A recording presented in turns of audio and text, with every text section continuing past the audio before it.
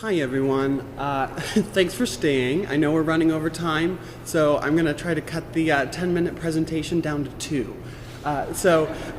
First, I was studying the conservation of Robert Adam, and conservation is a really interesting thing for me because I'm deeply interested in history, and my whole trip started out on Jackie's trip to Europe, a whole month of just exploring history through Jackie's eyes, which is an incredible experience. I highly recommend it. But when you go to these places and see these buildings, you have this impression that you're having an authentic experience. And you are. You're there, you're at this building. But something we don't think about a lot is that there are all these layers of conservation. Things have been shifted, things have changed. And so, the Gothic cathedral that you're looking at might not be as Gothic as it was hundreds of years ago. My trip after Jackie's excursion actually led me to France, where I was able to study stone conservation and actually gain some skills I needed before studying the conservation of Robert Adams' work. And so here in a little town in Provence, there is a castle from the Renaissance that is fallen down. And there are some remains, but there are all these series of ramparts, this sort of maniacal concentric defensive walls. And within the defensive walls, there's a little town, and there are these two old people that just love this castle and this little town, and they invite people to come and stay with them for a week and learn stone conservation. And so here I was staying in Provence and met some amazing people. Every day we'd walk up a hill. It was about a 15-minute hike, and up to the castle, and it's sort of informal. There's not a master plan. There's no singular goal in terms of the conservation work. They just work slowly with the people they have at hand, with the resources they have, which are pretty minimal. So we'd take our shovels and buckets and work with the piles of stone that had fallen down, and very slowly we learned from a stonemason how to cut stone, but very importantly, as Pascal would say, how to listen to stone and how to work with it. And so we would take sort of empty areas that are just of earth and turn them into these paved sections. And so that was an amazing week, and when we weren't working, we would explore the region. We did some cliff diving at Pont du Gard, made friends with goats, and had amazing meals outside under the sun in Provence. And so that then led me to Scotland, and I explored lots of buildings by Robert Adam, buildings of different scales. And so he has large scale, like these sort of large estates. This is Hopetoun. If you want a wedding in Scotland, you can rent Hopetoun out, so keep it in mind.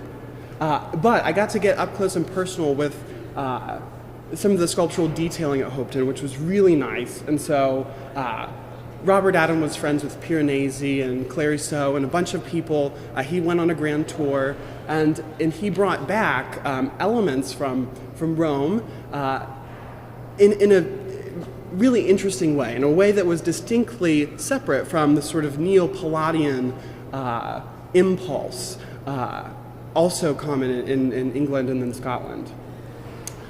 So from large estates down to smaller residential units like this one at Charlotte Square. And again, when I wasn't looking at the buildings, there are amazing art museums. This is in Glasgow. I got to kind of visit the vestiges of the Glasgow School of Art. Unfortunately, the library burnt down about a week before I was there. But to cheer myself up, I got tea at one of the Willow Tea Rooms, also by Macintosh. And that led me to Culzean Castle. And Culzean is one of Robert Adams' masterpieces. It was a baronial castle that he gave a facelift, and a rather nice one. And here, I was also, this was another sort of volunteer stay where I was here for a week, and I paid a small amount of money to stay there for a week, but they provided 3 meals a day, and afforded some really incredible experiences. And so It's sited right on the coast in the sort of southwest of Scotland, really amazing. And here's the team, and we also had a plague of midges, and so all of these nets are to keep the midges away. And what we were doing, the conservation work that we were doing at Cruttenden, was actually counting bats. And so the castle and its property, which has a lot of other buildings, needs a lot of, and there are the bats, it needs a lot of repairs. But bats are an endangered species, and they contribute a lot of really, really great elements of the sort of biosystem. And so you can't renovate in Scotland without a permit, and part of the permit process involves knowing whether bats are roosting in your attic. And so we had to check if there were bats roosting. But we would also do some conservation care on the grounds themselves. And it's 600 acres, and someone's got to mow it. We take plenty of snack breaks, and they made me try to recite Scottish poetry in a Scottish accent. And we got to explore the caves, the haunted caves beneath the castle. And we refreshed ourselves in the Macarena. And when I wasn't working on that, though, I would head up to the castle itself, and I got to work with the conservation care officer. And that was a really incredible experience because I got to learn about the sort of growth of conservation within the National Trust for Scotland, which takes care of all the historic buildings in Scotland. And it's really been a sort of informal process. There wasn't a sort of government drive. It just sort of grew out of the trust itself, and there were people who knew that, if you didn't lower blinds during sunny days, you would fade art objects or pigments, and you would damage textiles specifically. And actually, the carpet you see here is a controversy at Cruttenden. It was recently replaced, and it's not quite to Adam specs, but it was an incredible experience. I made sure to teach them the Buckeye ways at Cruttenden as well. And so finally, the trip led me to the Soane Museum in London, and just here, through this door, is the Soane Museum Library, and they keep a lot of their archives there.